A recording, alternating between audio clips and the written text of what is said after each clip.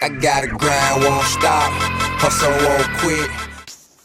Hello, I'm your host Lamar L.A. Smith, and welcome to another edition Inside 380. Co-host Teron James, as my co-host said, welcome to Inside 380. First off, we're going to target the NBA playoffs. As you all know, Damian Lillard, big name, young player, hit a game-winning shot in Game 6 to send Portland over the Rockets with a big three.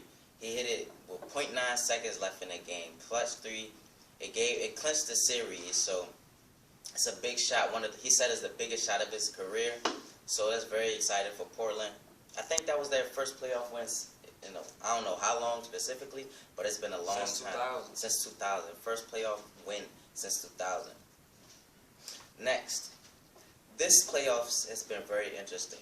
History has been made. This is the first time 5 Game 7s have been made in the first round. The first time ever. It's very exciting. Most of them went to Game 7, so that's something to see. Next, Kevin Durant, KD, MVP. As you all know, I want to target a shot that Kevin Durant made against when he was falling out of bounds. What team was that? Versus the Grizzlies, falling out of bounds. Falling out of bounds. 4-point play. With a 4-point play. They ended up losing that game. But that was one of the biggest shots I've ever seen. It was so clutch, fourth quarter, nobody could do it. That's why he won MVP. Kevin Durant had a nice speech about when he won the MVP race, talking about his mom, where he came from. It was very touching to everyone. I congratulate KD. I'm glad that he won it. I feel like he deserved it. He's a very great player. I think he's the greatest player in the game right now that's playing, because Kobe isn't active. Always got to be behind Kobe. But since Kevin Durant is, I gotta put a timeout on that. You went too strong on that. He's not the greatest player in the game right now. The greatest player by far is LeBron James. I have to say, it's the truth. We have to give the people the truth. Why else would we call it 380 if we wasn't giving people the extra 20 that they need? But like I was saying, it's LeBron by far. Now KD, I'm not gonna lie, I'm an avid fan myself. He was the best player thus far this year, by far. He said it himself. I was second in the finals, second overall pick, second coming out of college, second in the finals, second in MVP voting to LeBron 3 times. He's tired of being second. He was hungry this year, just like LeBron, ironically, when he won his MVP, and people noticed how he played so well when they didn't have Wade. KD played so well when they didn't have Westbrook. So it was real pivotal, like you say about the 4-point play. It's not just him. It's 12 4-point plays this year in the playoffs. And then you got Damian Lillard with his 0.9 second shot, buzzer beater. On the Horry scale, they gave it a 5. What doesn't give it a 5? It's a 5-star rated shot. Now, I understand the play. They celebrated. He on the mic, Rip City.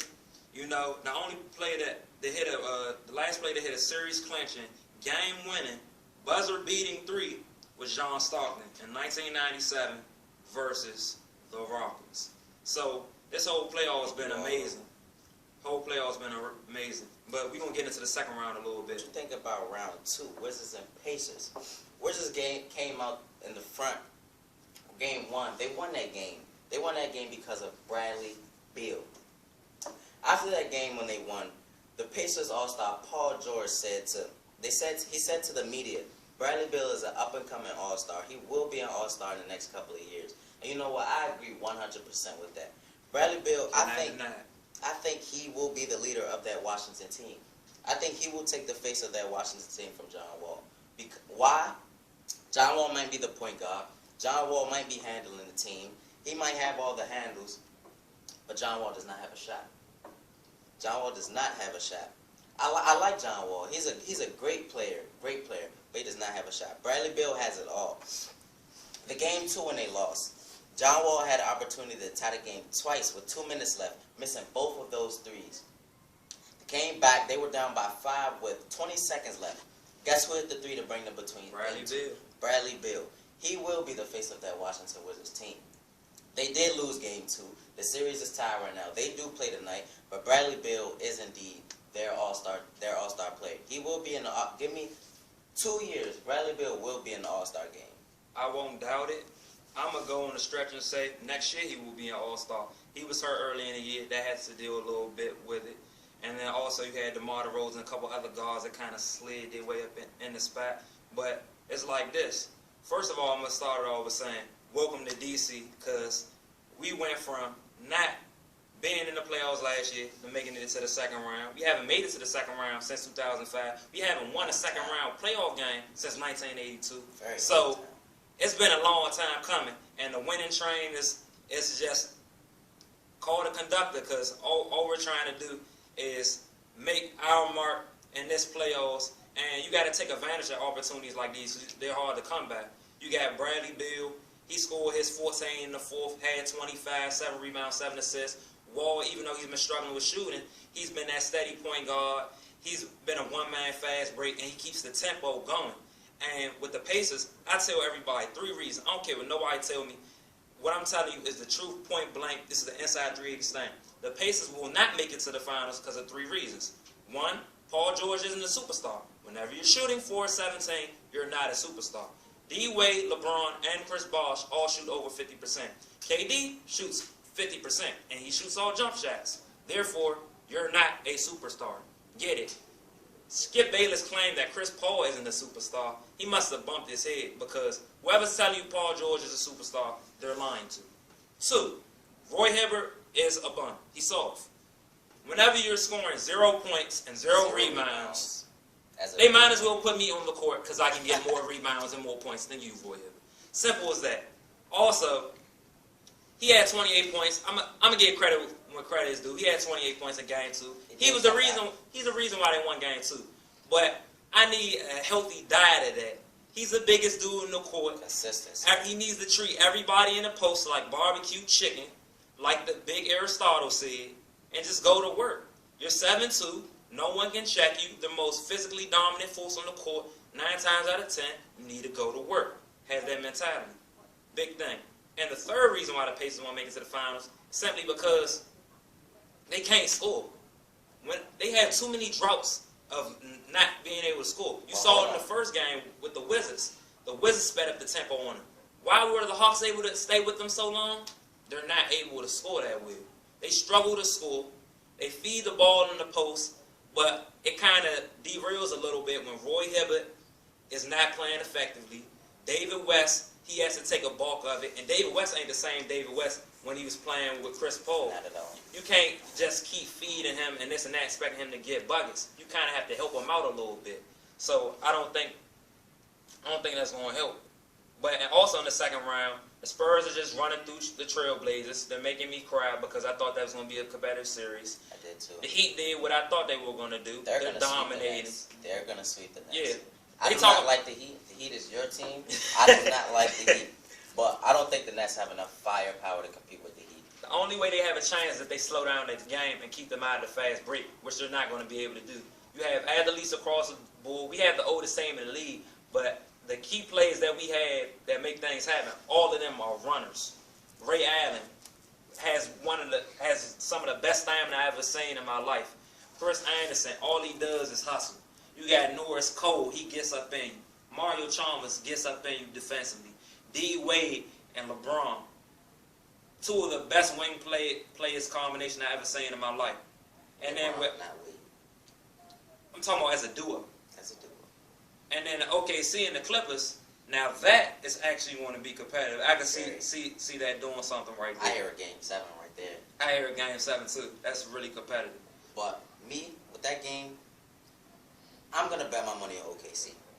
Yeah, they're at home. So if they go to Game 7 and they're at home, you kind of have to lean towards them. That's going to be a tight series. Blake Griffin going to have to step his game up. Chris Paul is going to have to treat everybody in OKC like barbecue chicken if they want to do it. KD has to take a little bit more shots than Westbrook, and Westbrook has to play more effectively. I like this Game 2 performance, triple-double, second of the playoffs. So it's real promising. But let's get in the NHL playoffs. Hold on, before we go on that, I have a certain thing.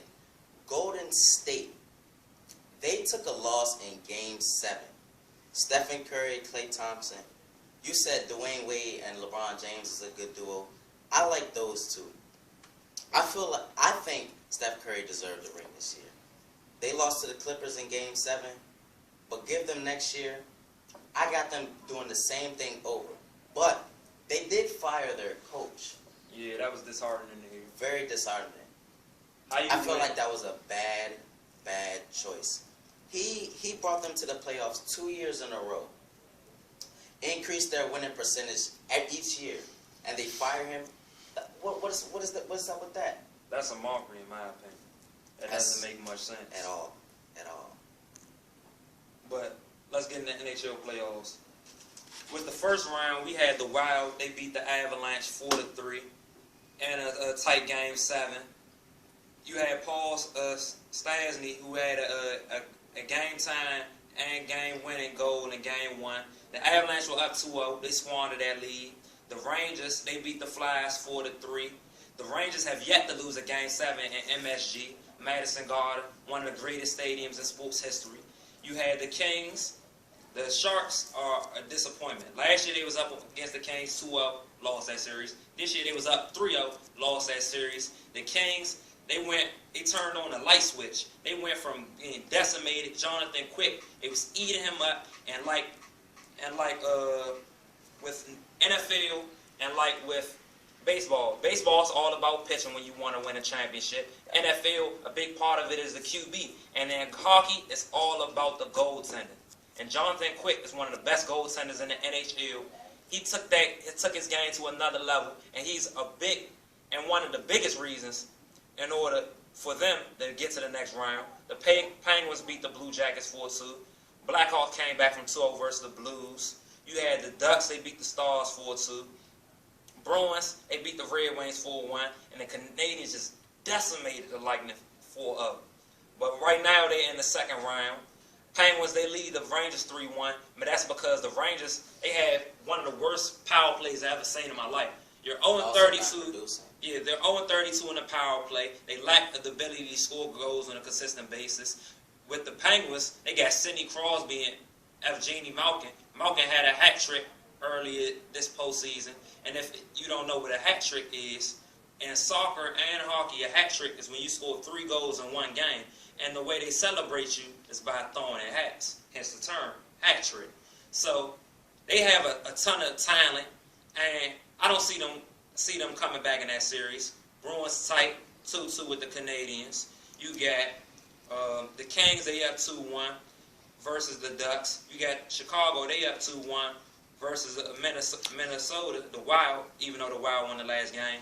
So hockey playoffs is going to be tight. But let's get into MLB. Right now, we have the Rockies. Their third baseman, young, stout, and talented, Nolan Arenado, 23 years old and 22 days old. He's the third youngest of all time to have a 28-game hitting streak. He's a good hitter. He's got him real high real early. Hopefully he continues it. He broke another Rockies record, a 27-game hitting streak that was just last year, to be honest. Then you have my man, Masahiro Tanaka, straight beast. That split finger fastball, no one's messing with it. You're not. He gets people to chase out the strike zone a lot, and that's a big part of his skill. He's 4-0. He pitches high innings. He usually pitches around 7 to 8. He has one start with 6. All his pitch count is barely over 100, so he's making a good use of his pitches. He's getting it done. Giancarlo Stanton, he has 11 home runs, 40 RBIs, batting a 294 right now. You have anything else to say about MLB? Not at all, my brother. You touched on it. You finished it. But I have 3 words for you. Money making Mayweather. Mr. 46-0 versus Maidana. Well, he beat Mike Maidana last weekend. Mayweather me personally, I was kind of disappointed from the fight. I was expecting a knockout. When I watch Floyd Mayweather, I don't think of winning from the judges. I don't think of unanimous decisions. I think of knockout. I think of Mayweather standing over his opponent, looking down with his fist up in the air. Knockout. Mayweather won. It was 3 judges The first score was 117 to 111 in Mayweather's favor. The second was 116 to 114 in Mayweather's favor. And the last one was 114 and 114. It was a tie, so it was in no one's favor. That was okay, but I was expecting a knockout. I like to see Floyd go to work. That's my favorite boxer right now, 46-0. No one has ever beat him. I like to see him go to work. Hey, the judges said one scorecard was 117 to 111. Another one was 116 to 112. Third one was even. Majority decision. But Floyd said it in his interview. He said, you know what? I just want to give the fans a show. He getting $32 million from Showtime, so he going to get them their money's worth. Let it go 12 rounds. Let it be a fight. He was a little too defensive. He said he may give Madonna a rematch, Marcos Madonna. But I think it was like this. I think Floyd is playing with people now. I think he's going to eventually get the 50-0. He's going to retire undefeated. I honestly don't see anyone beating him. Like you said, he wants to give them a show. With him playing with people, I think he doesn't knock them out on purpose in the first, second round. He wants to give his fans a show. He wants followers, if you will. He wants people to like him. That's why he lets the fight go on and on and on. But, you know, there's another fight coming up. You want to speak about that? Oh, yeah. Canelo versus Lara. The top two fighters in the junior welterweight division. And, you know, they're technically the top two fighters because Floyd lost some weight in order to fight Madonna. And he was a junior welterweight when he beat Canelo in a majority decision. So, a lot of that has to do with, you have Canelo. He's the Mexican's biggest prize right now. He's a stout fighter. He has a lot of power. Lara's pretty much the same way. I expect a slugfest. July 12th. Better go watch it. It should be a great show. That's all I have to say about that. Okay. But let's talk about a little bit about the WNBA and some of their news. Atlanta Dream, they acquired Swing Cash, perennial all-star from UConn. UConn, best women's basketball program thus far. And men's. And they get Courtney Clements. They give her to the Chicago Sky in order to get Swing Cash, and they swap draft picks. Chicago Sky, they get a second round pick, and the Dream, they get a third round pick. That should be tough. I think Swing Cash is going to help their team a lot. You know, they have Angel McCautry. She's a beast. She led the league in scoring last year. They have Sancho Little. They have a nice nucleus, so they should be competitive in the East again. Then you have Lynn Dunn. She's returned after this year. She's the Indiana Fever's coach. She's coached 7 seasons, 6 playoff appearances, 4 conference finals appearances, and 2 finals appearances, and they hoisted 2012 WNBA trophy. Now, Tamika Catchings, I suspect her. She has a lot of fire. She's somewhat like a KG-type spirit on the floor. She's very versatile. She's a great defender. She's by far the best defender in the WNBA, in my opinion. And I think she's going to do whatever she can to give Lynn Dunn her best shot to win the title.